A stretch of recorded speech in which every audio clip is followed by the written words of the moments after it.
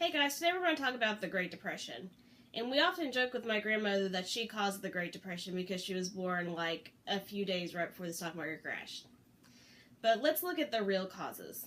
World War I was the cause of the Great Depression, especially the inflation after World War I. So remember, Germany is in charge of paying all of the debts, and they're not able to. And so they print more money because they're having economic troubles, which leads to hyperinflation in their country. And because the rest of the countries are kind of in this limbo of, not getting their money back, it's going to increase inflation in their countries, but not nearly to the extent in Germany.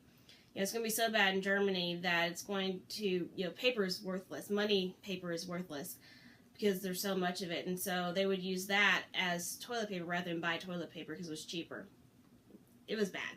Another was poor bank loans, so investing in someone who wasn't able to return that investment, not checking their accreditations to make sure that that person can pay it back. I mean, when you go and apply for a loan for a car, they check your credit history, check your employment status, how much money you make, and give you basically an interest rate rate on that. So they're making bad investments, giving people money too easily, and those people weren't able to pay it back.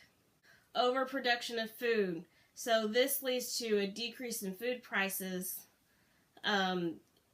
and really hurts the farmers, and we'll see that happen even more so during the Depression. And then finally the stock market crashed. Much like poor bank loans, people were making poor investments in the stock market, not understanding how to, work the stock market, that you have to fully pay the amount. And so the stock market will crash when people, when they try and pay up and people don't have the money. Stock market will crash, which will affect all areas of business and banks. And that's going to be kind of the point of starting the Great Depression.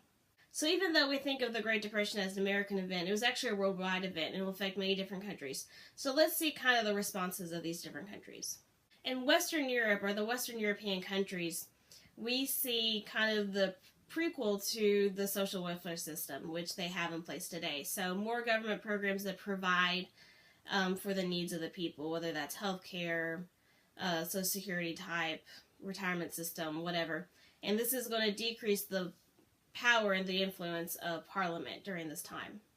In the United States, Franklin Delano Roosevelt will be elected president. He's going to institute the New Deal, which is a bunch of social welfare programs that either give money to people so they can retire and we have younger people in more jobs, creating government jobs and public welfare programs, public works programs, so that we get something out of it, like the San Francisco Bridge was a public works program, but it mainly just created jobs for people, especially young men, who then could reinvest that money into the economy. In Germany, we're going to see implications of social welfare programs, and Hitler's going to lead a lot of those and actually do a lot of good for Germany during the Depression. We also see a lot of state building going on in Germany at this time, strengthening their country, strengthening the state, the power of the government, which Hitler will use to his advantage. In Argentina, there's a guy named Juan Peron that comes to power through a coup. And if you are a musical theater person, if you like musical theater, you've probably heard of his wife, Vita. There's a musical named after her and a movie which I think Antonio Banderas and Madonna are in. So Vita is the wife of Juan Peron, and they appeal to the lower classes and the workers. When Juan Peron comes to power, he's going to forge an alliance between the workers and the industrialists, and try to, bring the military in as well. He was a very good speaker and was very effective in using radio and the press to his advantage to further along his programs. He took back national ownership of railroads and industry and oil production, petroleum production in Argentina, so it wasn't controlled by foreign powers. However, Juan Peron was accused of controlling the press, violating civil liberties. The industrialists and militarists didn't like him, and so he was taken out of office. In Japan, their response is militarization. So they're going to grow their military, they're going to strengthen their industry as response, and as a result of that, they're not going to be as hard hit as a lot of other areas. They are also going to go on their own imperialistic quest during this time in Manchuria and Korea to try and use those resources to better Japan or for the good of Japan. In the Soviet Union, we see Joseph Stalin come to power, and he used a system called collectivization, which is basically having all of the farms together and all the industry together under government rule where they set the means of production, which hurts the farmers because they don't get paid very well.